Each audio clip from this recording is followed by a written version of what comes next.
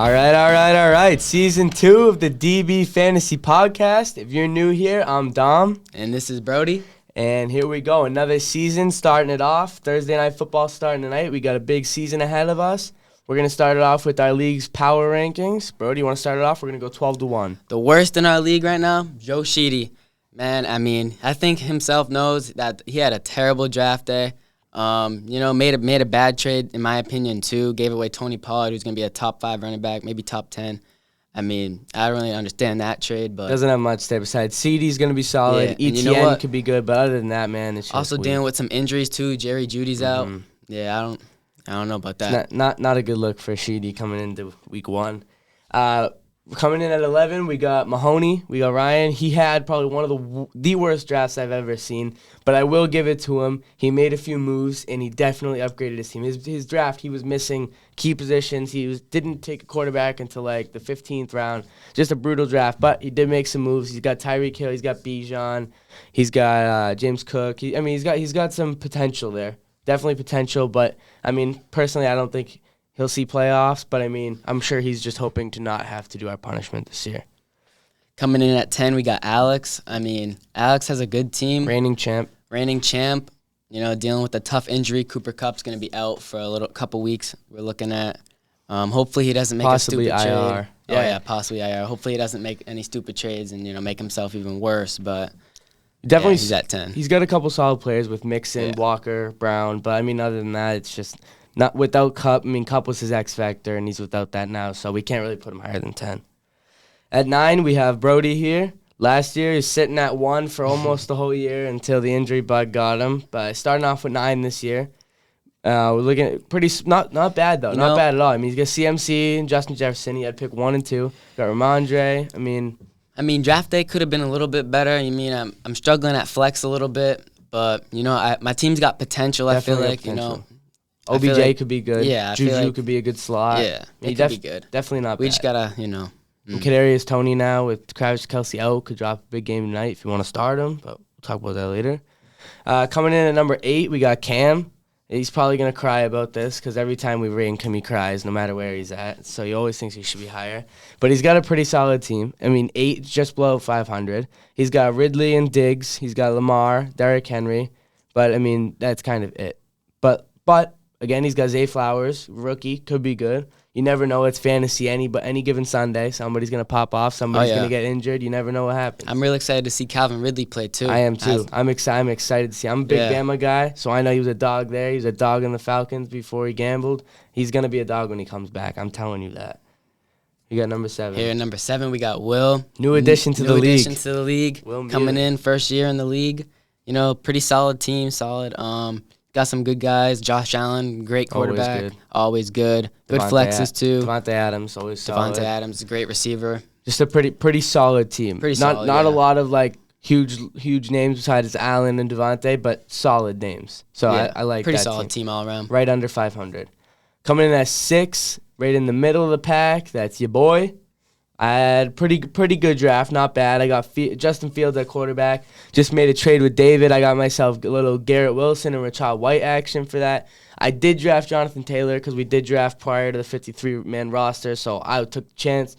I ate that, but it's okay because we're going to bounce back. No issue there. I got Drake London. He's going to be a beast. This preseason has been brutal for a lot of people. It's been brutal. Man. We definitely need to draft later next year because that's kind of screwing a lot of us. All right, coming in top 5. We got Luke. Luke had a great draft day. His team's looking pretty solid.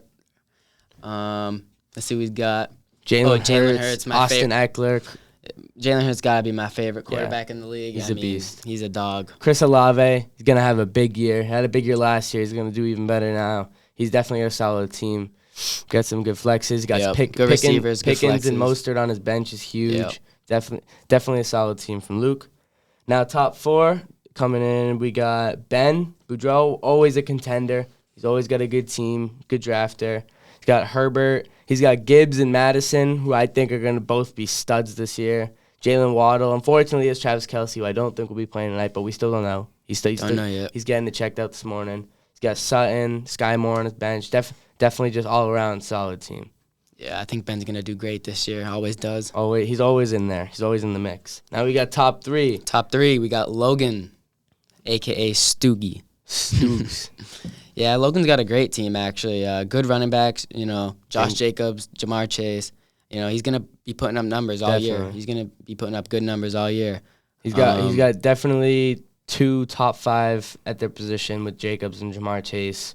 He's got good flexes, Mike Williams. His bench isn't bad either. He's got a few dogs on there. He's got Quentin Johnston, who could be a beast. Oh, yeah. Definitely a good look for him. We got top 2. We got David at 2, the gas man, Pollard Express. You got T-Law, and he's got beasts of running backs. You got Tony Pollard, Insane. Saquon Barkley, and Aaron Jones. I don't know how that happened, but he's got that. He's got Deontay and T. Higgins at receiver. I mean, he's definitely just got a solid team. Solid lineup. There's no gap in his lineup. Every player is solid.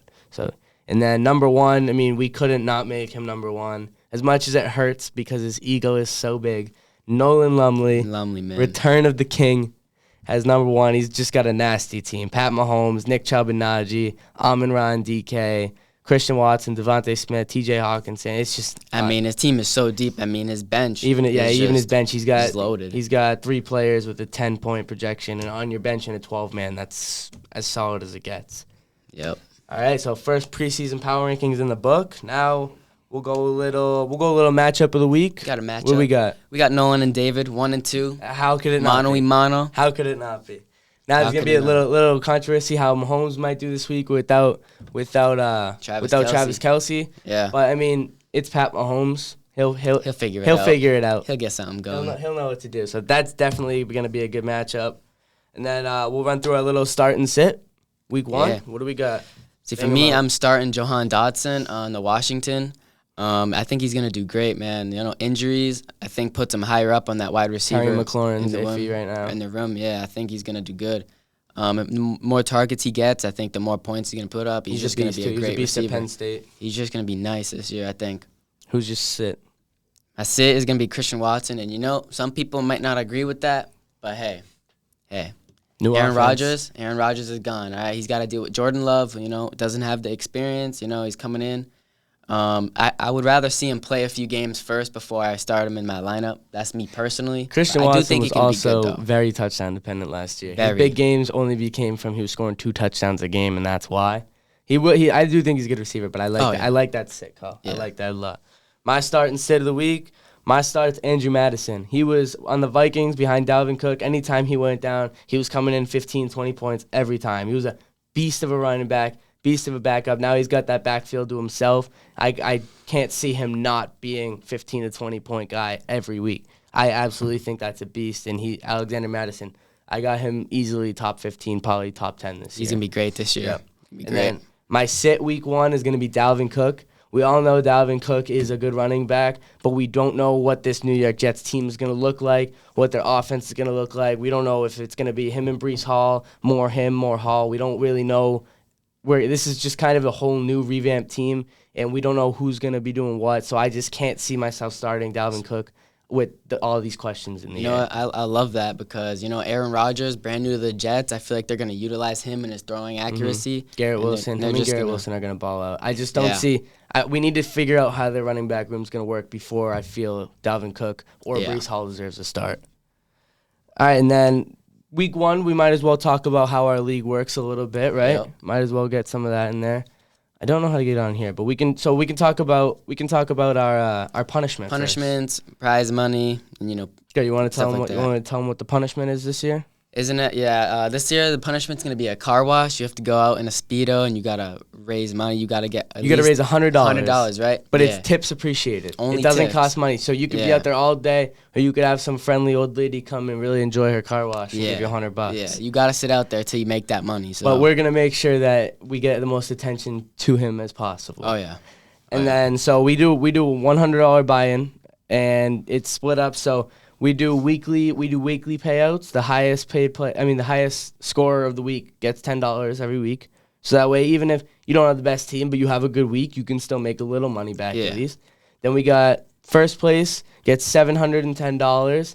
They get co-manager for the next year, and they get their plaque. We have a big trophy. We'll bring it in for one of the pods. We'll get a plaque with their name on it in the year. And then second place gets $200, so you double your money. and third place gets 150. So you still make $50. And anywhere in the top 3, you're gonna have at least 1, probably 2, maybe 3 of the highest scorers. So you're gonna make a little money on that. But I mean, it's not a bad gig. Not a bad way to make some money. It's gonna be a good year. It's gonna be a great year. Stay tuned. Every Wednesday. Today we had to make Thursday. We had a little technical difficulty yesterday, but every Wednesday, 11 o'clock, we're gonna be live. And that's a wrap on episode 1. Episode 1. Stay tuned. Thank you for joining me. Thanks for watching.